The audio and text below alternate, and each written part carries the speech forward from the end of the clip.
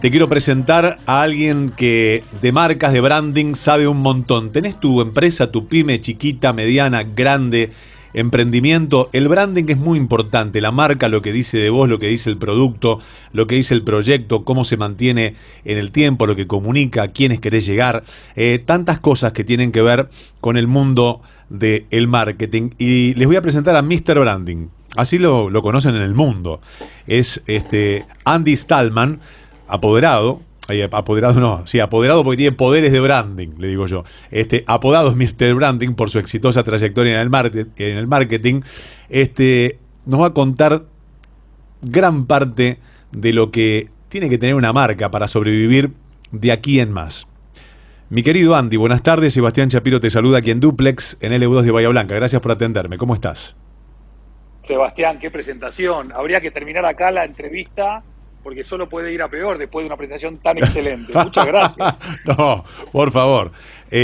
Mirá, cuando hablamos de branding hay muchas personas que deben pasar meses, semanas, brainstormings, en reuniones, peloteos de un montón de cosas, preguntándose un montón de factores para que la marca no solamente sea un éxito, sino también que se convierte en algo duradero. Pero vamos a hablar de vos, Andy. ¿Cuándo empezaste en el mundo del marketing? La verdad que empecé en el mundo del marketing de casualidad. En los años 90 entré a trabajar a una empresa y justo renunció el director de marketing. Uh-huh. Y me dijeron, hacete cargo vos. Y yo no tenía ninguna experiencia en haber hecho planes de marketing, ni haber estudiado marketing, ni nada, pero era una persona que tenía mucha experiencia de haber trabajado desde muy joven, observando, aprendiendo, escuchando, y al final el marketing, que tiene todas las complejidades del mundo, al final trata sobre las personas, sobre sus deseos, sobre sus sueños, sobre sus comportamientos, sobre sus ambiciones.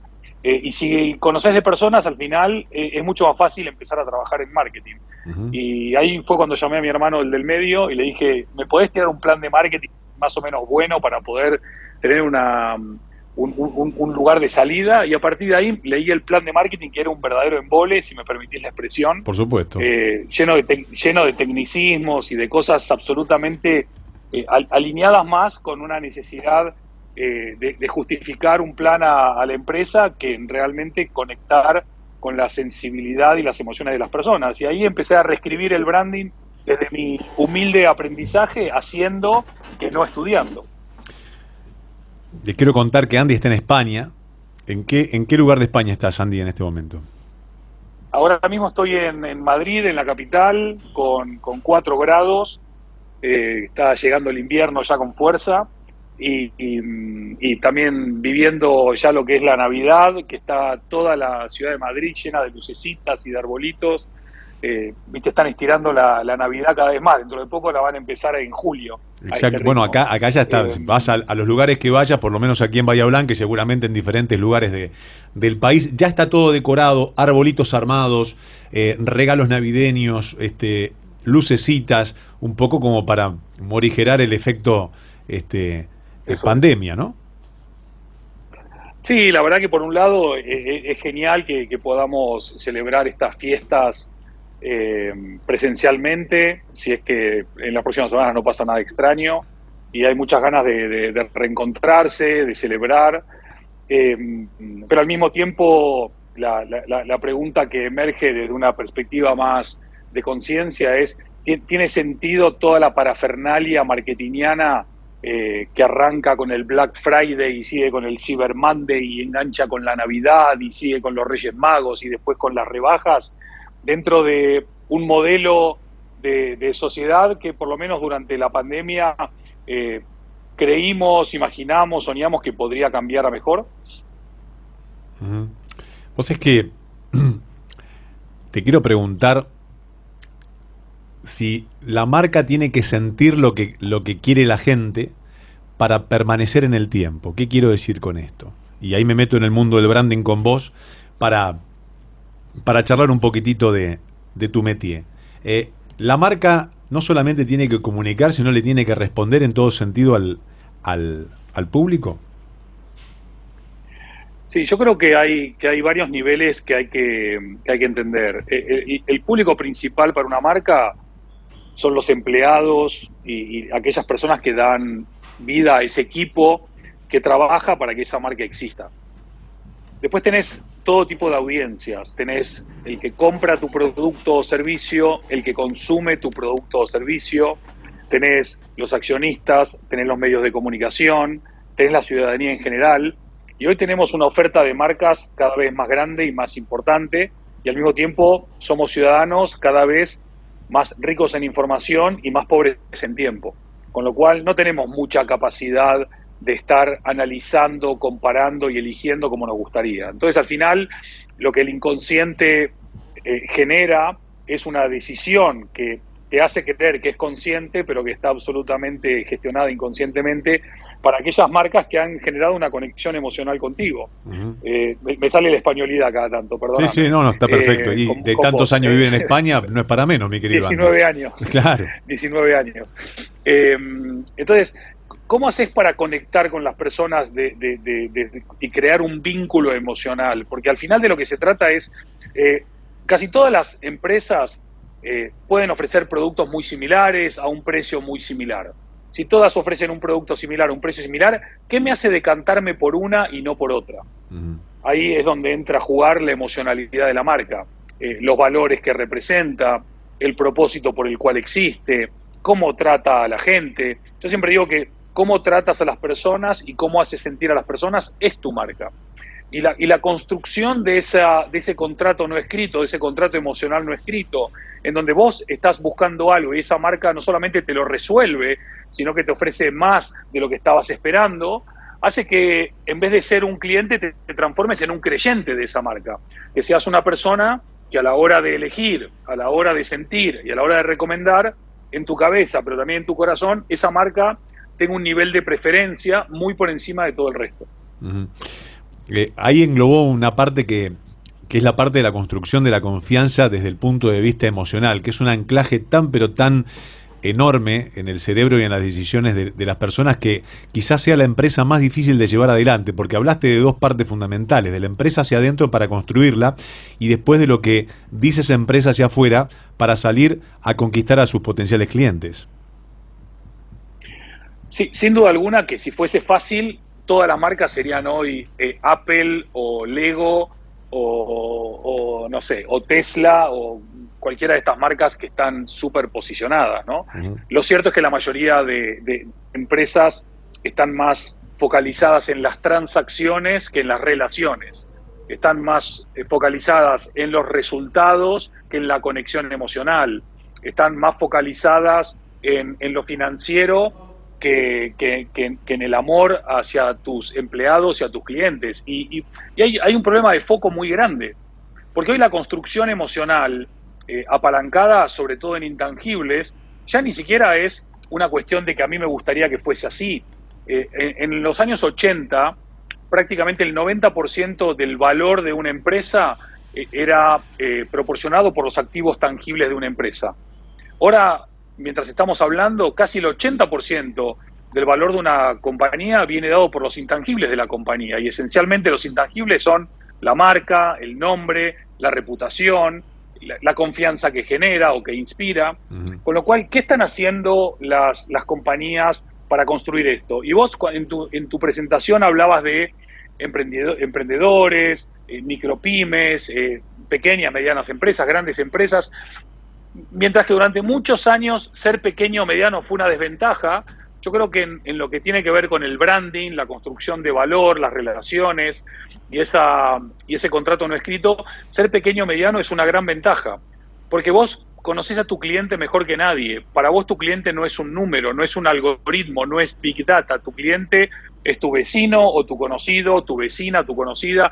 Es gente de carne y hueso a la cual conocés y a la cual tratás como una persona. Y eso genera unos lazos casi indestructibles, que es algo que las grandes compañías, o mejor dicho, muchas de las grandes compañías, no ha sabido construir y trata de inspirarse en la gestión de las pequeñas y las medianas para construir ese valor. Lo que pasa es que al final lo hacen de una manera tan forzada que se termina viendo fake, ¿no? Se termina viendo ahí está una de las Yo comparto este pensamiento que tengo dentro del mundo publicitario, que me dedico también a esto.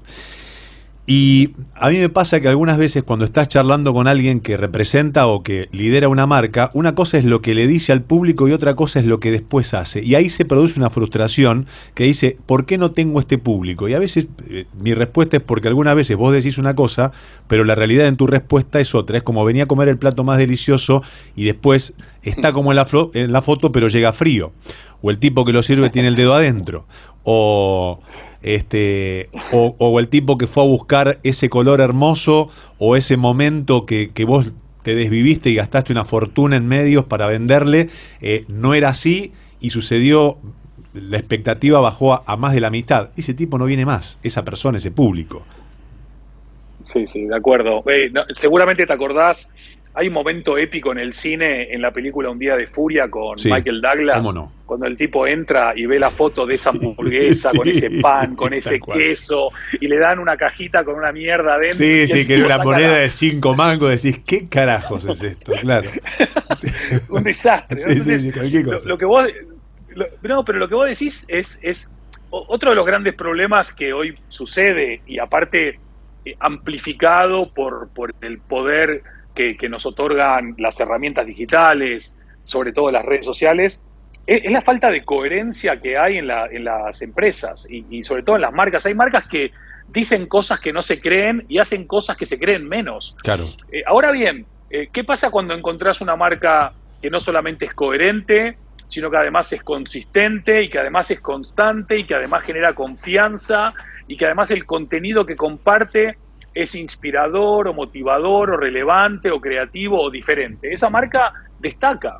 Lo que decía Hemingway cuando escribía es que un buen escritor tiene que tener la capacidad de tener en su cerebro lo que él llamaba el detector de mierda, que es la capacidad de discernir lo que es bueno de lo que no es bueno. Hoy por hoy tenemos toneladas de mierda, perdón por la mala palabra, en las redes sociales, en muchos medios, en la sociedad, porque es mucho más fácil hoy manipular, porque casi todos los estudios neurocientíficos, muchos de ellos hechos por el MIT o universidades que no podemos pensar que no están haciendo estudios serios, demuestran que las mentiras en Internet o las medias verdades se consumen y se comparten y se transmiten con mucha más velocidad y con mucho más interés que la verdad verdadera.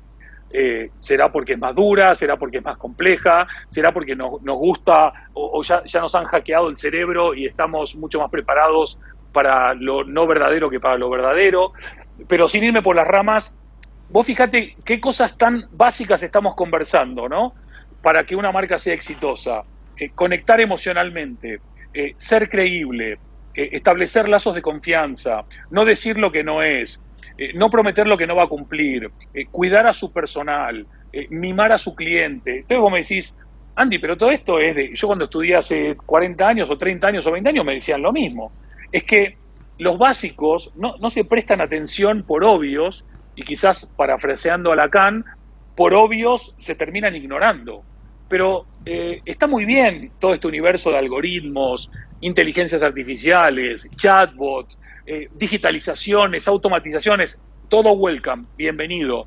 Pero, ¿y si volvemos a hacer un branding y un marketing y una publicidad más humanocéntrica, en donde nos ocupemos de verdad en mimar, cuidar, cumplir y ser confiables a la hora de hacer lo que hacemos, de cómo lo hacemos y por qué lo hacemos? ¿No sería genial?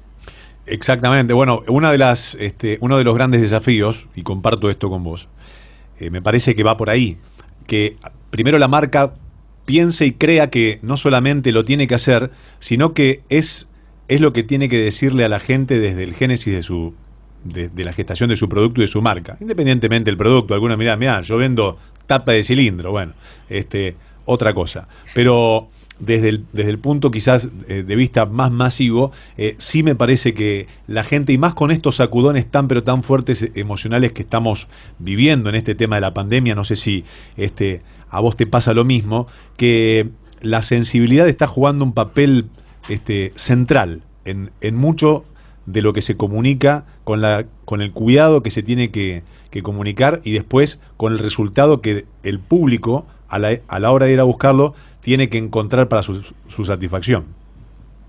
100% de acuerdo. Obviamente la pandemia, y sobre todo el encierro durante la pandemia, potenció esa conciencia de nuestra finitud, de nuestra vulnerabilidad y por supuesto también esa emocionalidad a flor de piel, en donde nos reconectamos con lo básico y lo esencial. Fue como una vuelta a los orígenes. Hoy por hoy lo que notamos, más en el mundo publicitario, pero también evidentemente en el marketing, es que hay marcas que más que haber sido oportunas, están siendo oportunistas. Están explotando la emocionalidad, la sensibilidad, la melancolía, la tristeza, la algarabía también de volver a recuperar espacios de libertad y de reencuentro, pero sin creérsela, simplemente tratando de tocar una fibra porque saben que eso les va a hacer vender. Creo que ahí es donde aparece nuevamente el detector de mentir y de engaño, ¿no? Y de volver a recuperar esa conciencia de qué marcas estuvieron a mi lado durante la pandemia, qué marcas están a mi lado ahora, qué marcas de verdad, además de hacer publicidades muy divertidas o muy creativas, han ayudado a la gente cuando tenían que ayudarla o han aportado a la sociedad cuando tenían que aportar. Porque al final de lo que se trata es de que las marcas cumplan con el propósito de su existencia. El propósito de su existencia puede ser entretener, sí, puede ser engañar. No es un propósito que a mí me gustaría, pero no digo que no exista. Pero cuando el propósito está orientado a mejorar la vida de las personas, a simplificar la vida de las personas, sobre todo en un país como mi querida Argentina, en donde la vida es siempre cuesta arriba y con una mochila de 200 kilos en la espalda. Siempre es todo complicado, todo complejo, todo difícil. Entonces, si las marcas pudiesen contribuir imagínate, empujar un poquito, ayudar un poquito, ¿no? A que la subida sea menos compleja, a que la subida sea menos dura, menos en solitario, más en comunidad, seguramente algunas cosas pudiesen empezar a cambiar y contra lo que la creencia equivocada de muchas empresas resulta que cuando vos más ayudás a la gente más te responde. Ninguna marca se ha vuelto pobre por dar, y las marcas generosas son las marcas que más son retribuidas con la atención, el tiempo y el dinero del público. Andy, ¿cuál es la marca o cuál es el desafío que más recordás en cuanto a satisfacción de la construcción o de la renovación o de darle un vuelco que decís, bueno, la verdad que valió la pena todo este laburo, todo este esfuerzo? Mira, yo trabajé muchos años en empresas, siempre de empleado, hasta que me vine a vivir a España y emprendí. Me pasé al otro lado del mostrador, emprendí de cero prácticamente, y me costó un montón porque fue todo desde cero. Fue un país nuevo, una casa nueva, una ciudad nueva, una empresa nueva y una forma de trabajar nueva.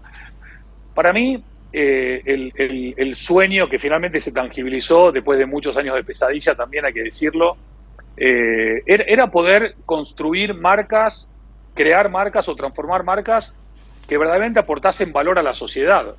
Y para eso necesitaba trabajar el branding desde no solamente un cambio de logo, un cambio de diseño, un cambio de look, sino sobre todo un cambio de mentalidad, en donde la cultura de esa empresa, donde las personas que daban sentido y sentimiento a ese propósito, esos valores y ese compromiso generasen un impacto positivo.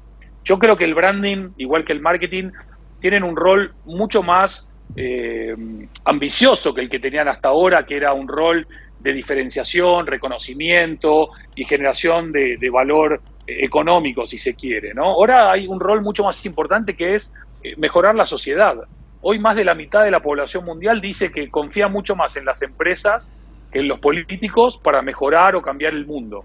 Entonces, si nosotros creamos marcas mejores, vamos a tener empresas mejores, y si tenemos empresas mejores, mejorará el mundo. Por lo tanto, el branding y el marketing ya no están en el negocio de vender productos y servicios, sino de mejorar la vida de las personas, de mejorar nuestro mundo. Todos los proyectos que nosotros hacemos con mi empresa, con Totem Branding, acá en España, pero en los 5 continentes que estamos trabajando, están orientados a eso. Obviamente, 90% de las veces damos en el clavo y lo logramos. A veces nos encontramos con un brief que venía vestido de seda, y una vez que empezabas a trabajar era una mona, ¿no? Que te decía que quería cambiar el mundo, ser sostenible, tener valores y todo lo demás, y al final era todo greenwashing o mentira.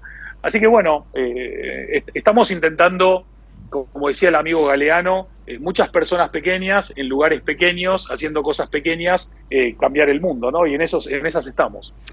Me encantó la charla, Andy. Te agradezco enormemente que te hayas tomado este tiempo de tu día para charlar conmigo y con toda la audiencia de Duplex en Bahía Blanca y los más de 500 kilómetros de penetración que tiene la radio, para conocerte y también conocer un poquitito todo este mundo tan pero tan apasionante y de tantos desafíos que la sociedad nos va poniendo adelante para ser mejores, a las marcas, a las personas y también a los valores.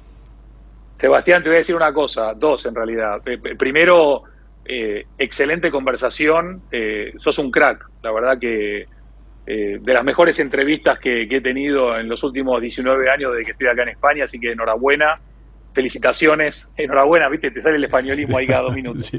Y lo segundo, decirte, le tengo mucho cariño a Bahía Blanca, porque mi abuela vivió muchos años en Bahía Blanca, así que le tengo un particular afecto a la ciudad, y una de mis asignaturas pendientes es ir a visitarla cuando vaya a Buenos Aires. Así que en una de esas toco el timbre un día en la radio y nos tomamos un vinito. Va a ser un placer acompañarlo con un asado que te voy a hacer, así que ya está Genial. Prometido. Está prometido y lo tenés Genial, agendado y tenés ese ítem asegurado de Bahía Blanca. Te voy a recibir con los brazos abiertos, ¿cómo no? Qué grande. 1.000.000 de gracias de todo corazón y un abrazo a todos los oyentes. Gracias, Andy. Un abrazo muy grande. Estamos en contacto. Gracias. Chau. Un abrazo. Chau.